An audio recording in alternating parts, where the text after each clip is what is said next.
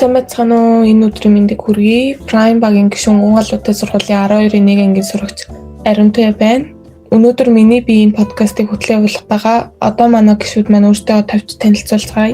Сайн байна уу? Prime багийн ахлагч гонгалуудтай сургуулийн 12-ийн 1 ангийн сурагч Эцэг байна. Сайн байна уу? Намайг Мужин гэдэг гонгалуудтай сургуулийн 12-ийн 1 ангийн сурагч Prime багийн гишүүн байна. Сайн байцгаана уу? Намайг Бүрэн Жаргал гэдэг. Би 12-ийн 1 ангийн сурагч Prime багийн гишүүн байна. Сайн байцгаана уу? Намайг Мөнгөө гэдэг. Би 12-ийн 1 ангийн сурагч мөн Prime багийн гишүүн байна. Сайн байцгаана уу? Намайг Ах 2 гэдэг. Би Prime багийн гишүүн мөн гонгалуудтай сургуулийн 12-ийн 1 ангийн сурагч байна. За ингээд эхний асуултаар подкастаа эхэлцгээе. Чи нүүхүү үлдгүү гэдэг сэдвийг сонгосоод анх юу гэж бодож байсан бэ?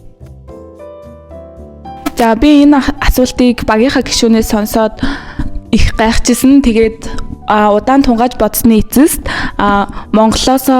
Монголдоо үлдгүү аль эсвэл гадаадын орн руу суралцах уу гэдэг талаар бодож байсан. За би энэ асуултыг болохоор зэрэг анх сонсоод яг үнийг хэлэхэд ойлгоогүй. Тэгээд ер нь багийнхнаасаа асуугаад судалгаа хийгээд подкастуудыг нь ер нь бол үзээд энэ талаар ихтэй ярьдаг хүмүүс аюу олон байдгийн байлээ. Тэгээд тэд нарыг сонсоод ер нь бол яг Монголдоо үлдгүү эсвэл гадагшаа явсан дээр үү гэх талаар ер нь ярих байхаа гэж ойлгосон. Би ер нь шатар тоглодог. Тэгээ яг энэ сэдвийг анх сонсоод яг ингээд шатрын хөлөг дээр байгаа юм санагдсан. Тэгээ ингээд нүүхүү үлдгүү гэж байгаа юм шиг санагдсан. Тэгээ яг олон хүмүүс ингээд энэний талаар ер нь бол эсрэг байр суурьтай байна. Гэтэ яг би яг энэ үгийг сонсоод энэ бол амьдралдаа нэг том шийдвэр гаргаж өөрчлөлт хийх үү аль эсвэл яг одоогийн байран дээрээ үлдэх үү гэж ойлгосон. За гişүүдтэй баярлалаа. Дараагийн асуултыг асууцгаая. Та нар ингээд Монголдоо үлдэх үү эсвэл гадаад руу явах уу гэдэг талаар бодож байсан уу? Миний бодлоор ер нь бол гадагшаа явах хэрэгтэй. Гэхдээ гадагшаа явж өөрийгөө ингэж хөгжүүлчихэд буцаад эх орондоо ирж эх орноо хөгжүүлж эх орондоо ажиллаж амьдрах хэрэгтэй байдаг. За би энэ асуултыг бол өмнө нь зөндөө бодож үзчихсэн. Гэтэ эхэндээ бол ер нь гадагшаагаа явъя гэсэн бодол аюу их байсан. Учир нь ирээдүйд илүү олон амжилт гарах юм шиг санагдчихсэн. Гэтэ цаг хугацааны хувьд бол аюу алдангатай учраас би Монголдоо үлдээд тэр мэргэжлэрээ илүү их өөрийнхөө их хэлээр илүү дэлгэрэнгүй суралцахад маань түлхэж болно гэж бодсон учраас Монголдоо үлдэн гэдэг шийдвэрийг гаргаж байгаа. За би болохоор зэрэг одоо шийдвэр бол хараахан гаргаагүй байгаа. Яг ингээд гадагшаа явсан дээр үү эсвэл Монголдоо үлдээд ажиллаж амьдраад ингээд байсан дээр үү гэдгийг одоо л ер нь бол шийдэж чадахгүй эргэлзээд л яваад байгаа. Гэтэ ер нь бол 60-70% ер нь бол гадагшаа явъя гэсэн бодолтой байгаа. Яагаад вэ гэвэл мэдээж эн чинь хүн боловсрох хэрэгтэй. Тэгэд эргэлзэж байгаа учраас нь болохоор зэрэг бас Монголоосоо явж ийн гэхээр найз нөхөд гэр бүлээсээ хол аюу ганцаардмал санагдах юм шиг санагдаж байгаа. Гişүүд маань өөрсдөө аль улсад илүү сайн мэдэрдэг вэ? Өөр улсад уу эсвэл Монголдоо юу? Миний хувьд болохоор Монголдоо байх нь илүү тав тухтай байдаг. Яагаад гэвэл өөрийн эх орондоо хаашаа живсэн дураараа байдаг. Тэгэхгүй бол ингээд өөр улсад яг дээш жишээ явхад хүртэл ингээд заавал мөнгө төлнө ингээд айгу ядаргаатай байдаг. Тэр нь хүртэл ингээд тухгүй байлгадаг болохоор Монгол гоё. За Мужингийн ярьсантай ер нь бол санал нийлж байна. Гэтэ ер нь бол гадаад явахаар ер нь бол хүн өөрийг чинь ер нь харж ийн гэж би ер нь боддгоо. Тэгэхээр ер нь бол надад тэр зан амар таалагддаг байдал нь хэм үү? Ер нь бол чиний хийж байгаа үйлийг ер нь бол нэг олон хүн шүүмжлэхгүй учраас хамаагүй гоё гэж боддог. Миний бодлоор өөр улс оронд байвал илүү таатай байдаг. Яагаад гэвэл өөр улс оронд өөр орчинд ингээд тасан цогцоод илүү бие даах чадвар илүү сайн суралцсанаа. За ингээд би бас эцэг эмгэж хоёртой санал нэг байна. Учир нь болохоор ингээд гадаадуудын өндөр барилгууд нь ингээд байгалийн үзмжийг болон ингээд илүү гоё ингээд мэдрэх зүйлүүдийг маань өгч чаддаггүй. Тиймээс ингээд Монголдо амьдраад гэр бүлтэйгээ ойрхон тэгээд байгалийн гой зүйлүүдийг үзэж хараад тэгэж байгуул илүү дээрээ гэж бодож байгаа. гишүүдийн маань ирээдүйн карьер гадаад эсвэл Монголд алинд нь илүү сайн хөгжих боломжтой гэж бодож байна ээ. Миний бодлоор ер нь бол гадаадд сураад амьдрал арай ирээдүйтэй юм шиг санагддаг. Яагаад гэвэл гадаадд одоо жишээ нь цалингаас ахуулаад ер нь бол одоо Монголын нийгэмд одоо цалин идэ байгаа лээ. Тэгэл ер нь гадаадд амьдрах юм бол жишээ нь цалин мөнгөндөө санаа зовхгүй тэгээд ер нь бол хэрэгцээг хангаад цааш нь ер нь бол хуримтлал үүсгээд явах боломжтой юм санагддаг. За миний карьер бол одоо ер нь бол гадаадд ер нь бол энэ салбар ер нь амар хөгжсөн. Тэгээ ер нь бол ажлын байрын олдож маш ингээд одод муутай байдаг. Гэтэ Монголд эсэргээрээ. Тийм учраас би Монголд ажиллахыг илүүд үзнэ. Бас хэрэв Монголд бол харин эсэргээрээ ер нь бол авсан цалин амьдралтанд ч хүрэлцдэг. Тийм болохоор энэ гадаадд л амьдрах аюу ирээдүйтэй санагддаг. Миний хувьд болохоор яг монголчин яг барилга байгууламжаараа ер нь аюу доогуур ордог гэж боддог. Ягаад гэвэл дандаа л дөрвөлжин юм бариад ерөөсөө архитектурыг ер нь аюу муу үнэлдэг. Тэгээд бас дизайны тал дээр аюу тааруухан гэж боддог. Яг энэ тал дээр өөрөө гадагшаа явж өөрийгөө сайн хөгжүүлж ирчээд яг тэгээд энэ салбараа арай илүү өөрийнхөө хувь нэмрийг баг гэсэн оруулаад хөгжүүлэхийг хүсдэг. Тэгээд ер нь дараа нь ч гэсэн хойжууд маань үлднэ. Хэрвээ би Монголд амьдрах шийдвэрийг гаргавал Улаанбаатар тэхээсээ илүү орон нутг руу явж амьдрахыг хүснэ. Яагаад гэвэл одоо Улаанбаатар чи ямар байгаа лээ дээ. Тогонд тасраал, лифтэндээ гацаал, эсвэл тэгэл өвөлдөө амар утаатай өглөө болгон хүүхдүүдэд цэцэрлэгт нь хөргөж өгөх, сургуульд нь хөргөж өгөх. Тэрнээс гадна өөрсдөө ажилдаа явахдаа хүртэл 2-3 цагийн өмнө өөрсдөө төлөвлөж явж гинэ гэх. Тэгэл зам дээр баг амьдралынхаа бүтэн өдрийн талыг нь өнгөрөөж гинэ гэдэг чинь бас айгүй гонигтай зүйл шүү дээ. Тэгээд суглааны цэцэрлэг хүртэл үнэхээр амар инээдтэй санагддаг байхгүй юу? Хүүхдээ суглаагаар цэцэрлэгт оруулж гинэ та нар төсөөлтөө амар муухай зүйл. Одоо би ялангуяа ингээд суглаанд амар азгүй юм байхгүй юу? Тийм болохоор хүүхд маань ингээд цэцэрлэггүй үлдчихвэл яах вэ гээл бод. Одоо наад захын жишээ шүү дээ. Тиймээс хөдөө орон нутг руу явахыг би ер нь бол илүү дэмжиж байгаа. Яагаад гэвэл тэр чинь тэнд хүссэн газартаа илүү хямд үнээр хүссэн гоё зүйлсээ хийгээд амьдрах бүрэн боломжтой гэж ер нь боддог. За би бүр нэгэн шийдлээс эсэргүүцэж байна. Яагаад гэвэл хөдөө орон нутагт амьдрахаар бидний нэгт гэвэл цалин бага. Тэгээд тухайн ингээд газартаа амьдрахлаар яг ерөнхий төсөвтөө ингээд одоо өөрийнхөө хэрэглээний төсөвт ингээд орлого маань хүрч чаддаггүй. Тэр тал дээр бол нэлээд анхааралтай байх хэрэгтэй л гэж бодож байна. Тэгэхгүй бол чи ингээд өөрийнхөө одоо хэдий өөрийнх нь хүссэн мэргэжлэр тэр орон нутагт ажил болж байгаа ч гэсэн ингээд өөрийнхөө гэр бүлийг авч явж чадахгүй байгуул айгүй хэцүү. Тийм болохоор бас цалингаа хараад тэгээ мөн дээрээс нь бас амьдрах нөхцлөө бодох хэрэгтэй. Тэгээд би болохоор ер нь бол ингээ Монгол яг Улаанбаатараа ингээд төв цэгийн өөрөө ингээд сурсан мэдсэн зүйлээрээ хөгжүүлээд гэхдээ яг хуу тэр мэргэжил маань тийм муу цалинтай биш. Гэхдээ боломжийн цалинтай учраас ингээд хөдөө орон нутагт амьдрахаасаа илүү Улаанбаатар хотод амьдрахыг илүүд үзнэ. Учир нь би өөрийнхөө сурсан мэргэжлийг өөрийнхөө эх орны төв цэг болох тэрийг хөгжүүлэх нь илүү үр дүнтэй байх, ирээдүйд хойч үед маань илүү үлдэх байхаа гэсэн зорилготой байгаа. Гэтэ яг одоо энэ түрүүний ариуны битүүрийн ярьснаас үүдээд ингээд хүмүүс гадагшаа явъя гэдэг сэтлийг аюух авч байгаа. Миний бодлоор бас зарим нэгэн хүмүүс яг их хүмүүс нь гадаад яваад байгаа гууд би үлдчих үедээ би хоцорчих үедээ гэсэн нэг тийм одоо мэдрэмж аваад яг бусдыг дагнал дуурайж явах нь бас буруу шийдвэр гаргав. Энэс болоод яг тиймэрхүү буруу шийдвэрүүд хүмүүс аягүй гаргадаг гэж боддог. Ер нь бол трендэд дагаад ер нь бол хүмүүс өөрийн үзэл бодолгүйгээр ер нь бол бусдын шийдвэрт найдаад байдаг. Гэтэ ер нь бол өөртөөхөө шийдвэрээр гадаад явах уу эсвэл үлдэх үү гэдгээ шийдэх хэрэгтэй байдаг. Гишүүдийн маань гаргаж байгаа шийдвэрүүдэд нөлөөсөн зүйл нь юу вэ? Жишээ нь гэр бүл, сошиал гэх мэт зүйлсүүд байгаа юу? Миний хувьд болохоор зэрэг би одоо ингээд Солонгос хэл сураад явж байгаа байхгүй юу? Өмнө нь одоо ингээд бараг 5 дугаар ангиас хойш ингээд англи үзэн мөртлөө би ерөөсөө сонирхож байгаагүй. Яагаад гэдгийг мэдэхгүй л дээ. Гэхдээ одоо бодохны яг ингээд өөрөө дурлаж сурааг болохоор тэр юм болов уу гэж боддог. Одоо жишээлбэл би одоо ингээд Солонгос хэл сурж байхдаа ингээд ер нь бол хэцүү үзүүлэлцүүд ингээд байгаа л да, ингээд үг цээжлэнэ. Тэгэл одоо хэцүү шалгалтууд ингээд ард хүлээж байгаа гэх тэгэхээр жоохон хэцүү байдаг. Гэхдээ эн чинь ингээд яг дурлаад өөрийнхөө яг зорилгыг тавьсан хүнд бол үргэлжлүүлээд явах урам зориг илүү их асдаг гэж боддог. Тэгээд тэр одоо улс орны хэлийг сурж байна гэдэг чинь давхар тэр улсын соёлыг сурж байгаа гэсэн үг. Тэгээд улсын соёлыг ер нь хэлээс нь ингээд мэдэж болдгоо гэдэг. Тэгээ надад бол одоо хэл сурах ингээд амар сонирхолтой санагдаж байгаа.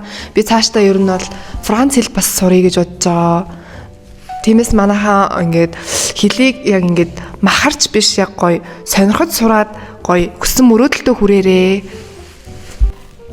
Үлдэх шийдвэрт минь эцэгхийн дэмжлэг болон зөвлөгөө маш их нөлөөлсөн. Тэгээ ялангуяа ингээд ихчнэрийнхаа ингээд яриг сонсоход ер нь бол үлдээ дараа нь магистр эдэртэй сурах боломжтойг ойлгосон.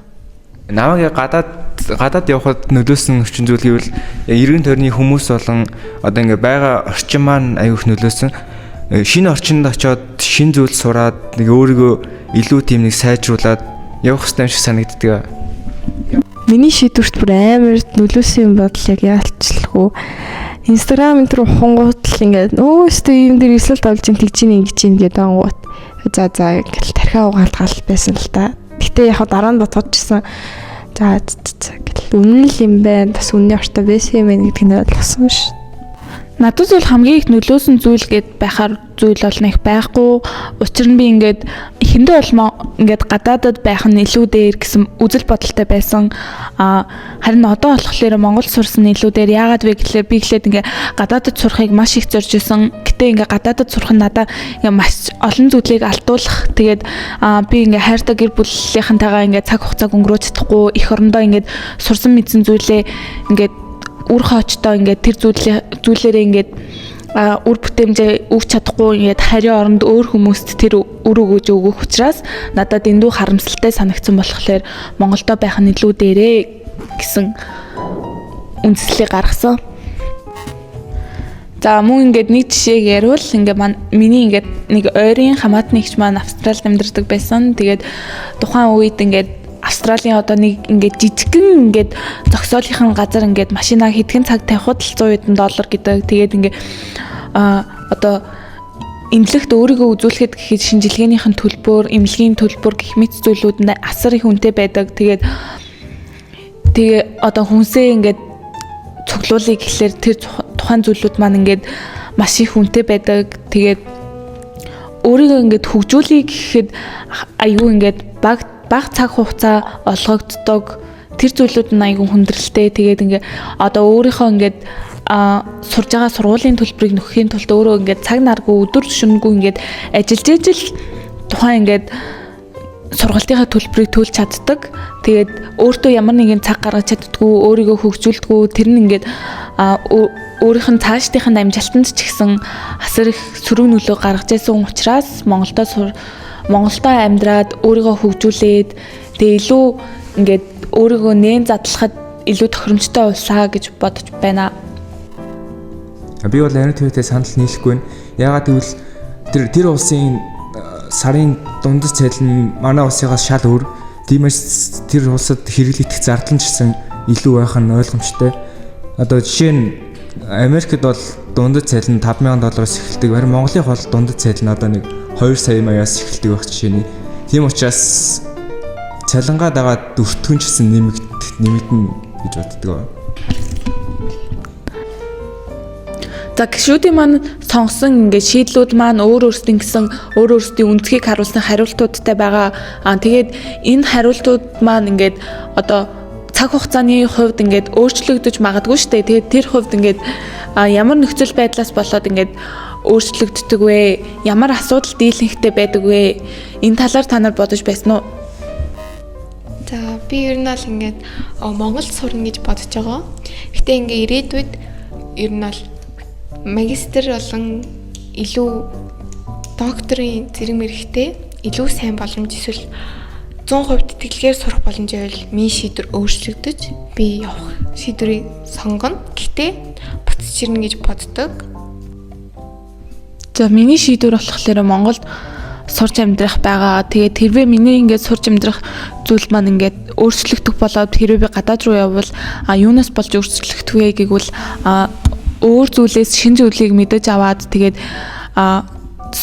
мэдэж авах. Тэгээд хоёрт гэвэл ингээд энд байгаад байгуул жоохон ингээ мэдлэгийн маань хэмжээс хүртлээ ингээ сурчаад шин зүйлийг мэдэх гэхлээр тэр зүйл маань арай жоохон хязгаарлагдмал байх гэж бодоод тэгээд тэр зүйлээ илүү ингээ сайн сурахын тулд гадагшаага явж сураад тэгээд шин зүйлийг мэдхийн тулд гадагшаага явах шийдвэр гаргах байхаа гэж бодож байна. Одоо тэгээд ингээд хүмүүс одоо нэг шийдвэрээ гаргаад за жишээлбэл гадагшаа явах шийдвэрийг гаргалаа гэж бодъё. Тэгэхэд одоо бидний үеийнхэн бол одоо сургуульд явж байгаа шүү дээ.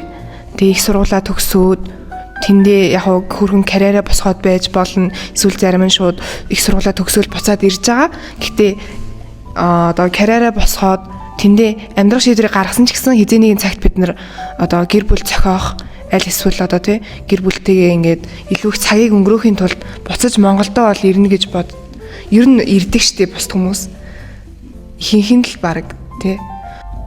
Яагаад тэгвэл тэр хүмүүсийн ингээд ирж байгаа шалтгаан нь юу юм? Гол ингээд нөлөөлж байгаа зүйл нь яг юу юм?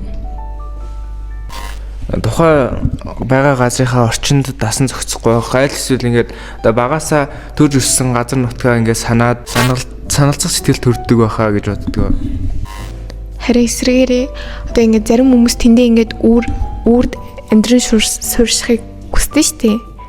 Тэгээд энэ нь одоо ингээд тэнд байгаа боломж болон ингээд тий ажлын олдоц тэгээд цалин тухайн ингээд ер нь бол ингээд одоо харах нэ ингээд монголчууд ер нь бол гадаад хүнтэй ер нь бол их сууж үүнээс үүдэн тэдгээр хүмүүс буцаж ирэхгүй шийдвэрийг гаргадаг болно.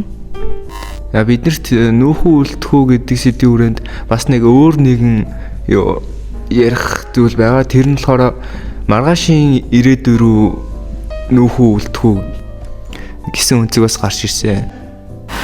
Маргаашийнхаа хөгжлийн төлөө нүүхүү үлдэхүү гэдэг нь ерөнхийдөө л ингээд одоо жишээ нь бидний амьдрал дээр гэвэл багш нарын цалин ингээд одоо нэмсэн гэсэн ч ингээд тэр зүйлүүдийг яг ингээд бодит амьдрал дээр ингээд нэмэхгүй тэр зүйлийнхэн төлөө ингээд бид нар яг ингээд арт ирэг дээрээ хүчтэй тэмцэж хүчтэй нэг шийдлийн талаар тэр хүмүүсүүдийг буулгаж авах юм бол ингээд илүү сайн хөгжөхөд тус нэмэр олон мөн дээрээс нь ингээд одоогийн яг байгаа зүйл дээрээсээ ярил ингээд тог ингээд таслаад байгаа шүү дээ. Тэрний ингээд яг тэр зүйл саад болоод байгаа хүнийг бид ингээд тэмцэж агаад ингээд буулгаж аваад мэддэг чаддаг хүнийг тэр дээр нь ингээ гаргаад гэтээ зөвхөн ингээд цөөн тооны хүмүүс тэрэндээ тэмцэхтэй биш ингээд арт ирэг дээрээ яг бидний амьдралд энэ зүйл нь ингээ сөрөг нөлөөг авчираад байгаа болохоор арт ирэг дээрээ тэр чигээрээ тэмцэж агаад энэ зүйлийг гаргаж авах шийдлийг гаргах хэрэгтэй. Тэгээ мөн дээрээс нь зөв хуваарлтыг ингээд үүсгэхгүй байгаа болохоор ер нь бидний маргаашийн амьдрал айгүй хэцүү байгаа гэж бодож байна. Хүмүүс ингээд явж байгаа шалтгаан нь ингээд Монголд амар их асуудал байгаа учраас явж байгаа шүү дээ. Гэтэ одоо ингээд үлдээд ингээд тэр асуудлаа ингээд бүр ингээд одоо үеэрээ Gen-Z үеэрээ ч юм уу millennium үеэрээ ч юм уу гэдэг. Sorry. Ингээд бүгдээ сайжруулах гад ингээд тий засгийн газар болон ингээд одоогийн нийгэм тулгарч байгаа асуудлыг ингээд засах гэж хичээсэн хамаагүй одоо ингээд хайч үдээ ч гэсэн хэрэгтэй үр дүнтэй. Одоо ингээд бид нарт тулгарч буй асуудлууд байгаа штеп. Одоо үүнийг зас шийдвэрлэснээр одоо ингээд маш олон залуучууд Монгол улсад үлдэж ирээдүйн ажиллах хүчин бий болно. Тэгэхээр ер нь л одоо жишээлбэл бидний амьдралд одоо ингээд тулгарч буй асуудал гэвэл одоо ингээд гівэнт ингээд байж байгаа цахилгаан тог тасрах ч юм уу тэр байгаа штеп. Би ер нь л ингээд сошиал медиагаас амар их нэг охины бичлэгийг амар их харсан. Одоо хятад руу ингээд шалгалт өгч жагаад ингээд гівэн тог тасарснаас болоод тэр шалгалтандаа орж чадхааргүй болсон. Ер нь бол энэ асуудал маш энгийн өгөөд ер нь бол тэр охины асуудал юм шиг санагдчих боловч ер нь бол одоо сошиал медианэр гаргаагүй маш олон асуудлууд бий. Ингэж хэлвэл амар их ингээд санагдаж магадгүй ч гэсэн ер нь бол хүн өөрийнхөө хийх ёстой урд урдах ажлаа хийгээд явж ивэл Монгол хангалттай хөгжинэ гэж би боддог.